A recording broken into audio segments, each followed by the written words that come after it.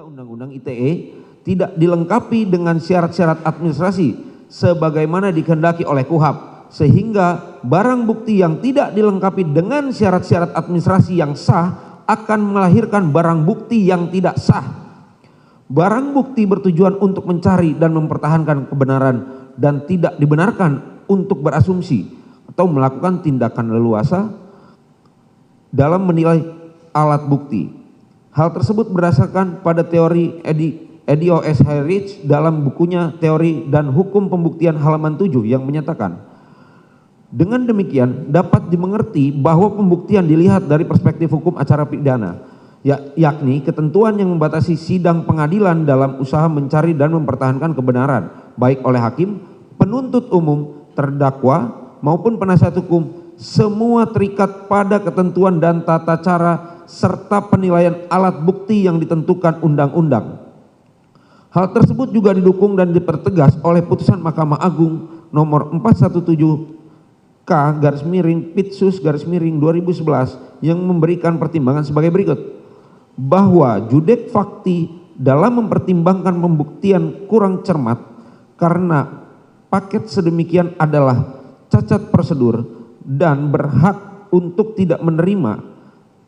tidak diterima karena sepantasnya dinilai sebagai kiriman yang tidak resmi atau ilegal. Hal tersebut menunjukkan bahwa dapat dipastikan adanya kepentingan petugas dalam hal pengiriman barang bukti inkasu, oleh karenanya barang bukti yang perolehannya seperti tersebut di atas tidak mempunyai kekuatan hukum sebagai barang bukti. Hal tersebut juga ditegaskan oleh para ahli dalam persidangan yang intinya menyatakan sebagai berikut. A. Bahwa adanya persesuaian para ahli di persidangan yang menyatakan terkait dengan penyitaan, yang mana proses penyitaan yang sah akan melahirkan barang bukti yang sah. Begitupun sebaliknya, proses yang tidak sah melahirkan barang bukti yang tidak sah, yang artinya barang bukti tersebut tidak dapat dihadirkan di persidangan. Sebagaimana keterangan ahli Floradianti, Jamin Ginting, dan Effendi Saragi. B. Bahwa ahli Jisman Samosir menerangkan terkait dengan barang bukti dalam persidangan ini adalah DVR CCTV merek G-Lens, namun yang tertulis dalam daftar bukti adalah merek hybrid. Maka barang tersebut tidak sah menjadi barang bukti dan tidak dapat digunakan dalam persidangan. Konsekuensinya adalah batal demi hukum, apalagi tanpa dilakukan penyitaan terlebih dahulu. Oleh sebab itu, suatu kejahatan besar untuk memidanakan terdakwa Cuk Putranto karena objek perkara DVR CCTV merek G-Lens tidak disertai surat penyitaan dan berita acara penyitaan sebagaimana dikehendaki oleh KUHP. Karena konsekuensinya terkait hal tersebut, maka barang bukti menjadi batal demi hukum. Dengan demikian, barang bukti yang tidak sah, yaitu DVR merek G-Lens, tidak dapat dijadikan landasan oleh Yang Mulia Majelis Hakim dalam mencari dan mempertahankan kebenaran atau dipergunakan sebagai bahan untuk membentuk alat bukti petunjuk untuk memperkuat pembentukan keyakinan Yang Mulia Majelis Hakim. 14. Menolak dengan tegas dan tidak sependapat dengan replik jaksa penuntut umum pada nomor 14 halaman 20 yang intinya menyatakan bahwa jaksa penuntut umum telah membuktikan perbuatan terdakwa turut serta sebagaimana diancam dalam pasal 49 junto pasal 33 Undang-Undang ITE junto pasal 55 ayat 1 ke 1 KUHP, dan terkait barang bukti yang diperlihatkan di persidangan menjadi objek barang bukti yang tidak menjadi persoalan, bahkan hal tersebut malah membuat terang perbuatan terdakwa telah terjadi penggantian dan pengambilan DVR CCTV. Bahwa tanggapan jaksa penuntut umum tersebut adalah hayalan tingkat tinggi dari jaksa penuntut umum tersendiri, di mana melalui nota pembelaan kami telah mematahkan dakwaan dan tuntutan yang ditujukan kepada terdakwa melalui analisis fakta dan yuridis kami, bahwa nampak jelas dalam surat dakwaan dan surat tuntutan jaksa penuntut umum mengenai barang bukti telah salah dan tidak benar dalam menyajikan barang bukti, maka konsekuensi hukumnya adalah batal demi hukum. dan sudah sepatutnya yang terhormat Majelis Hakim Perkara Akuo tidak mempertimbangkan DVR merek Gilens sebagai suatu alat bukti untuk menentukan pemenuhan unsur-unsur dalam pasal yang didakwakan dan dituntut terhadap terdakwa Cuk Putranto, sehingga terlihat jaksa penuntut umum tidak konsisten atas dakwaan dan tuntutannya yang menyatakan objek barang bukti yang tidak menjadi persoalan. Padahal jaksa penuntut umum selaku aparatur penegak hukum dan yang telah berpengalaman untuk melakukan penuntutan mengetahui betul bahwa dalam setiap perkara pidana pasti harus diketahui siapa pelakunya, apa perbuatannya, dan apa objek perkaranya. Maka bila dikaitkan dengan perkara Akuo, yang menjadi objek perkara adalah DVR CCTV merek Gilens dan bukan DVR CCTV merek hybrid. Oleh sebab itu sangat jelas terlihat upaya jaksa penuntut umum untuk mengelabui, mengaburkan, dan membuat perkara menjadi tidak jelas atas objek perkara yang dilakukan penyitaan dalam persidangan perkara Akuo.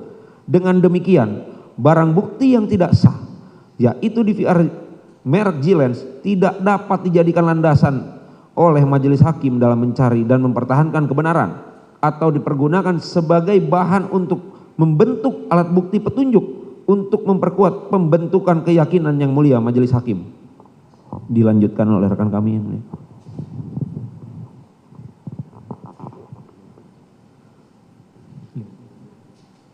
Poin 15, menolak dengan tegas dan tidak sependapat dengan replik jaksa penuntut umum pada nomor 15 halaman 21 yang intinya menyatakan keterangan ahli Heri Prianto yang mana berdasarkan hasil pemeriksaan Puslapfor terhadap DVR CCTV tidak dapat dilakukan pemeriksaan lebih lanjut dikarenakan tidak ditemukan media hard disk, sedangkan terkait file video MP4 yang disimpan pada folder picture atau video project, ahli mengatakan tidak menemukan pemotongan file sehingga video tersebut masih asli dan keutuhan terjaga adalah ditemukan dari hard disk eksternal milik saksi Baikuni Wibowo, bukan dari hard disk DVR CCTV yang telah diambil terdakwa bersama dengan pelaku lainnya dari Pos Satpam Komplek Perumahan Polri Duren 3 tersebut, dan DVR CCTV tersebut adalah milik warga Komplek Polri Duren 3. Bahwa jaksa penuntut umum lagi-lagi berusaha dan mengarahkan dengan tidak menyajikan fakta yang utuh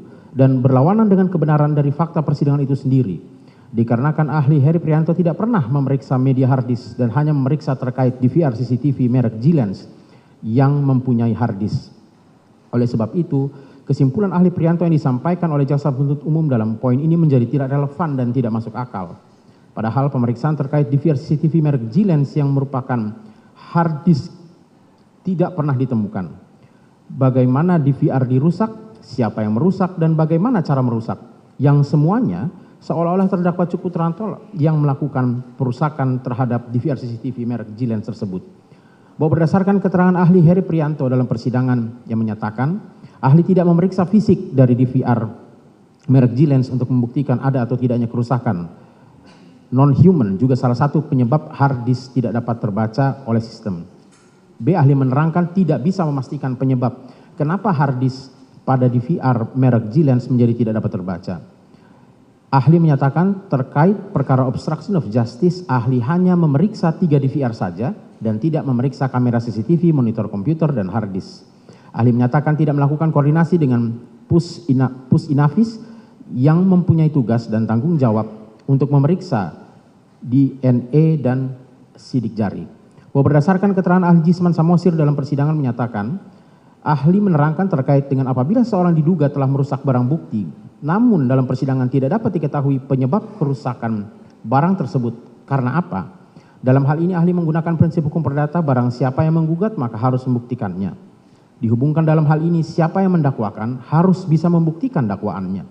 Apabila dakwaan tidak bisa dibuktikan, maka harus bebas orang yang diduga merusak barang bukti tersebut. Dengan demikian tidak ada hasil puslapor yang menentukan apakah benar telah terjadi kerusakan, bagaimana cara dirusak, dan siapa yang merusak. Maka hasil puslapor menjadi tidak dapat membuktikan adanya kesalahan dalam perbuatan terdakwa Cuk Putranto yang mengamankan dan mengambil DVR CCTV. Tetapi dengan pengetahuan jaksa penuntut umum yang sempit dan berasumsi, sehingga jaksa penuntut umum telah berupaya untuk menuduh, menyudutkan, dan mengkriminalisasi terdakwa Cuk Putranto karena dianggap telah merusak DVR CCTV atau membuat DVR CCTV sebagai sistem elektronik menjadi terganggu atau tidak dapat digunakan. Selain itu, dengan dituntutnya terdakwa Cukputranto dengan pasal 33 Undang-Undang ITE, padahal Puslap 4 sendiri tidak pernah memeriksa terkait apakah sistem elektroniknya menjadi terganggu atau menjadi tidak dapat digunakan. Dengan demikian hasil pemeriksaan Puslap 4 berupa surat hasil Puslap 4 tidak bisa menjadi alat bukti dan landasan untuk menentukan bahwa terdakwa Cukputranto telah melakukan tindak pidana pasal 33 Undang-Undang ITE.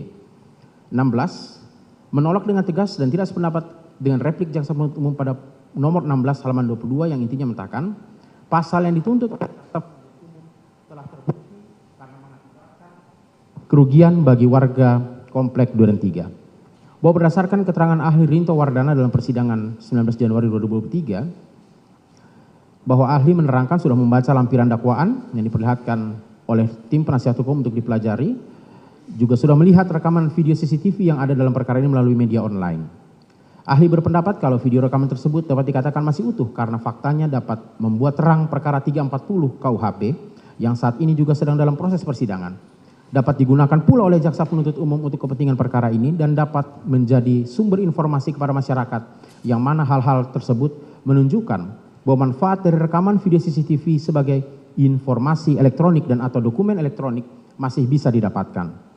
Maka apabila memang warga komplek Polri Duren 3 yang merasa dirugikan akibat penggantian DVR CCTV di pos satpam komplek, maka warga komplekslah yang membuat laporan atau sebagai pelapor akibat dugaan tindak pidana sebagaimana diatur dalam Undang-Undang ITE. 17. Tidak sependapat dengan replik jaksa penuntut umum dalam poin 17 halaman 22 sampai 23. Bahwa jaksa penuntut umum yang sepenuhnya bahwa dalil jaksa penuntut umum yang sepenuhnya didasarkan dengan asumsi di mana faktanya tidak ada niat dan pengetahuan dari terdakwa secara bersama-sama untuk menghilangkan informasi dan atau dokumen elektronik yang terdapat dalam DVR CCTV komplek perumahan Polri Duren 3. Sebagaimana telah kami sampaikan dalam nota pembelaan kami bahwa terdakwa sama sekali tidak memiliki pengetahuan mengenai duduk perkara terkait peristiwa sesungguhnya atau korban kebohongan, sesat fakta, atau error in faksi yang terjadi di rumah saksi Ferdi Sambo, sehingga pengetahuan yang ada pada diri terdakwa adalah mengamankan DVR CCTV guna kepentingan penyidikan yang sepengetahuan terdakwa dilaksanakan oleh Polres Jakarta Selatan. Bahwa dengan demikian berdasarkan fakta yang sebenarnya telah membuktikan bahwa terdakwa tidak mempunyai kesamaan niat meeting of mind dengan terdakwa lainnya. Hal tersebut telah terungkap dari keterangan saksi-saksi yang telah disumpah dan telah terungkap dalam persidangan yang merupakan perkara quo. Saksi Agus Nur Patria yang menyatakan keterlibatan Cukputranto adalah pada saat telah menyerahkan barang bukti DVR CCTV di Polres Jakarta Selatan tanggal 10 Juli. Kemudian besoknya tanggal 11 Juli diperintahkan saksi Ferdi Sambo untuk diambil kembali DVR CCTV-nya.